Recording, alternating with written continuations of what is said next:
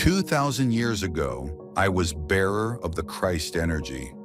Now I am here with you to awaken you to the light that is within you. That light has become unique, your own, and bears the stamp of your individuality. Yet at the same time, it is a light that connects you to a vast field of light, of life, of dynamics and movement. You can call this field the Christ energy, or you can give it other names, but actually it cannot be named.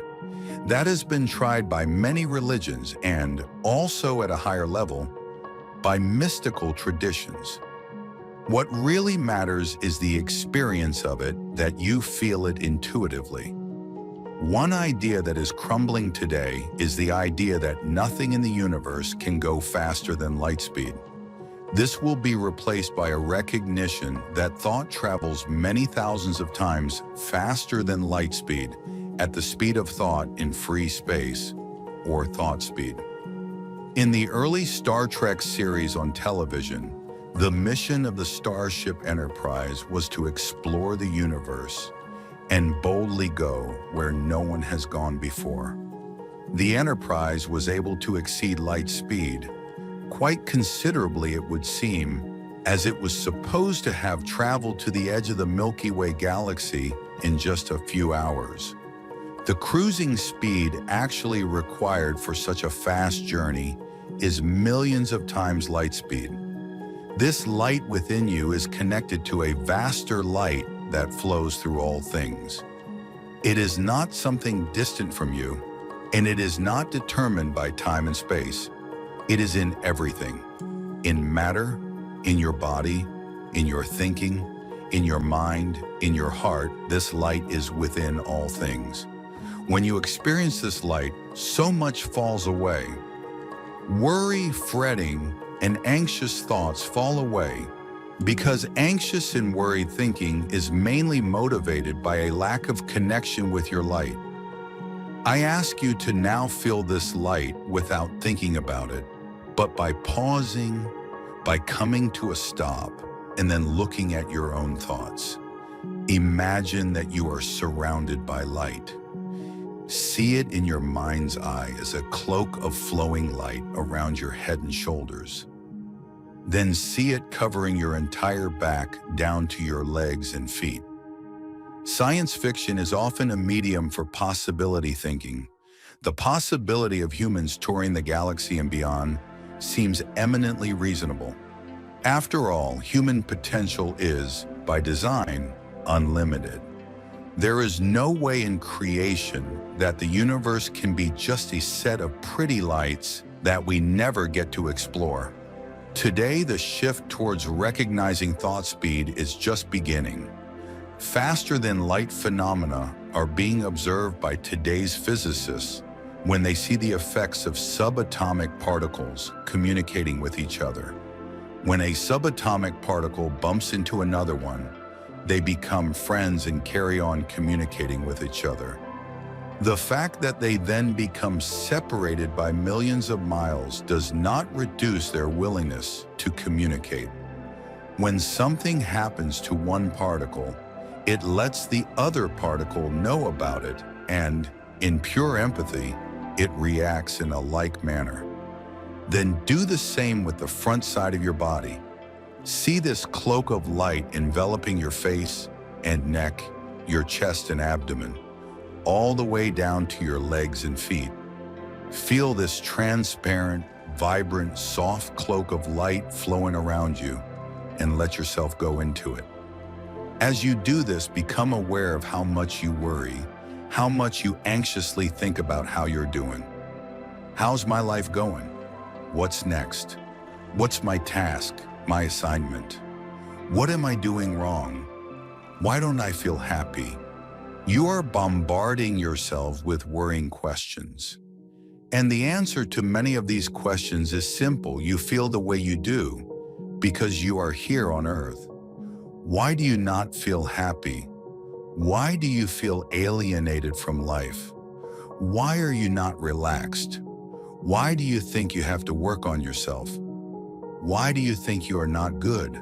because here on Earth, you are in a field of consciousness that century after century has been infected by feelings of fear and a sense of deficiency and struggle. We know from the work of insightful pioneers like biologist Rupert Sheldrake that telepathy works, but how fast does it work? As thoughts are non-physical, they certainly are not limited by light speed. The question is, how much faster than light is the speed of thought in free space? It is likely thousands of times and possibly millions of times faster. In 2013, scientists used the latest in high-speed measuring devices to gain an idea of how fast energy particles communicate with each other across a 15-kilometer distance. The equipment is still not sophisticated enough to produce a definite figure, but they did determine that the speed of particle communication is at least 10,000 times faster than the speed of light. You need to become aware that much of your fear and anxiety is caused solely by taking in the collective atmosphere around you. Therefore, do not take it too personally. You are sensitive by nature, and because of your more highly developed nature, your open heart is sensitive to the things around you. Many of the gloomy moods and dark thoughts you have are not yours. Your conditioning begins when you are born and continues as a child as you grow up with parents and family. Like a sponge, you absorb their feelings, thoughts, and ideas without questioning them. And that is only a part of being human. I am not saying that the process is wrong. It is simply a part of being born into this earthly atmosphere. As a child, without your being aware of it, you take so much into your aura, your energy field, that it gets polluted, you could say, by the lower vibrations of fear, divisiveness, dogmatic ideas, limiting morals, you name it. What I want you to understand is that because you are extremely sensitive, you interpret much of your negative thinking and feeling as a personal problem that you need to solve. You would do yourself a great service if you created a stronger buffer around yourself that ensures that you notice when you are being influenced by external energies which are not yours. What's next? Send particles over really long distances, like to the moon. Then, when an earthbound particle reacts at thought speed to its friend's change of state as it reaches the moon, you'd have a much better idea of the true speed of thought in free space. In the 1940s, aircraft were limited to the speed of sound until they found a way through the sound barrier and were then able to travel at supersonic speeds. One day, when our spaceship propulsion drives are capable of accelerating ships to light speed, we will find a way for them to break the light barrier. If you clearly know how to distinguish between your own authentic energy, your own level of consciousness on the one hand, and the world around you on the other, you become less confused and can focus on what are really your problems. And I assure you they are much fewer than you think, because half or more of what you experience as negativity comes from outside you, and you do not have to do anything about them. What you can do is to separate yourself emotionally from your surroundings, connect more deeply with yourself, and feel what actually is there.